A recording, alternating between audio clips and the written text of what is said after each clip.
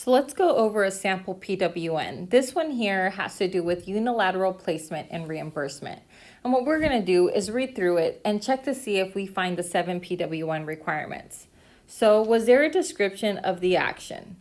Was there an explanation as to why that action is being taken? A basis for that action? Were the procedural protections noted? Were there sources of assistance also provided? Were the options considered and why those options were rejected described? That's the 6th requirement. 7th requirement, was there a description of other relevant factors? So we'll read through this and see if we can find all 6. Just for your information, this sample is found in our PowerSchool Learning's PWN class in the virtual lecture and resources tab. If you scroll all the way to the bottom, you'll see a number of sample PWNs. The one we're specifically focusing on is PWN 4, unilateral placement and reimbursement. So if you actually were to click on that now, it'll take you directly to the sample that we're going to be discussing. And you can go ahead and do that now. Let's get started. So this letter is to the parent and guardian of Johnny Doe. It starts, "This letter is in response to your request for reimbursement of privately obtained clinic-based speech and language services in the amount of $2,800 and removal of your child, Johnny Doe, date of birth 1/00/00, from the school district program to place him in the CARD program for 40 hours per week.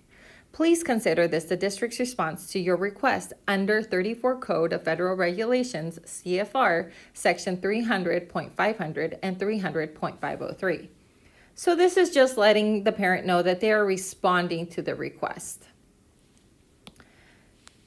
2nd paragraph. The district is denying your request because it does not believe changing Johnny's program will help him receive a free, appropriate public education, FAPE. Right away, this is telling us what the district's action is. They are denying a request. So right here, we have the first component. And then it goes on to tell us that it's doing this because it does not believe that changing Johnny's program will help him receive a free, appropriate public education. The placement and services offered by the district at Johnny's IEP meeting on February 5th, 2007 meet his educational needs in the least restrictive environment. In order for Johnny to accomplish his goals and objectives, generalize his skills he learns in the half-day kindergarten special day class, and to better prepare him for 1st grade, Johnny requires both half-a-day kindergarten SDC and half-a-day general education kindergarten class, rather than a 1-to-1 in-home program like the one provided by CARD. So all of this is that 2nd part. It is our explanation of why. Now, what's the basis for this action? Well, let's keep reading. The district considered the regional center assessment report. So it looks like the district is considering the assessment report from regional center. The private speech therapist progress reports dated October 2007 to present. The district assessment reports in the areas of speech and language, academics, and psychoeducational dated January 15, 2007. The report of the private speech and language therapist dated April of 2007, as well as the December 2007 observations of Johnny by the school psychologist and speech therapist while he received services by his private speech therapist. So this entire section is the basis for action. Number 3. Let's actually go down and check these off. So we have the description, we have the explanation, now we have the basis. We're still missing 4, 5, 6, and 7. So let's see if we can find the procedural protections, sources for assistance, other options considered, and why they were rejected, and a description of other relevant factors. All right. The district considered reimbursement for the privately obtained speech services for Johnny, but decided against doing so because the private speech therapist did not address any of the goals in his IEP, and Johnny made progress towards his speech and pragmatic goals worked on by the district school speech therapist before Johnny started to receive the private speech therapy services during the summer. Right there. we have other considerations that they took when deciding if they were going to reimburse or not. So here, it's actually, if we go down, other options considered and why those options were rejected. So let's make a note of that. This is number 6. And then we'll cross it off. Okay, looks like we have a few more things.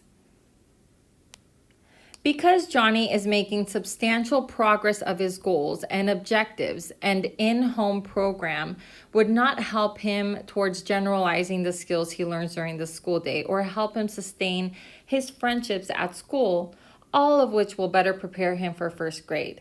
The district does not believe changing Johnny's program will help him receive a free, appropriate public education in the least restrictive environment. That sounds like number 7 to me. A description of other relevant factors. If I read through it again, I can see that they considered the fact that he would not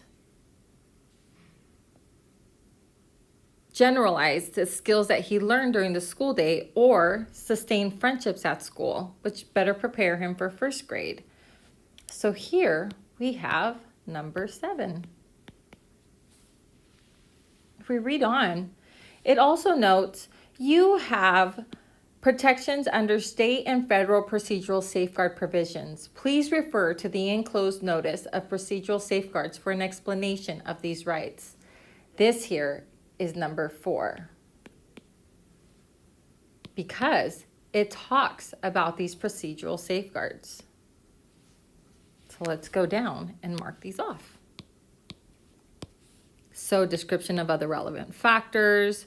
We talked about procedural protections. It looks like we're just missing sources for assistance. See if that's provided here. If you disagree with the district's proposal to initiate or change the identification of your child, or if you have other questions about your rights under the IDEA, please consult the enclosed IDEA procedural safeguards. You may also contact the following agencies. And it actually goes on to note who these agencies are, right? So there we have it. Number 5. Sources for assistance. This letter ends by stating sincerely. You would put your name, sign it, and the title of your position, and best practice, and close the procedural safeguards in your PWN notice. I hope this was helpful to you. Should you have any questions, please feel free to reach out. Thank you.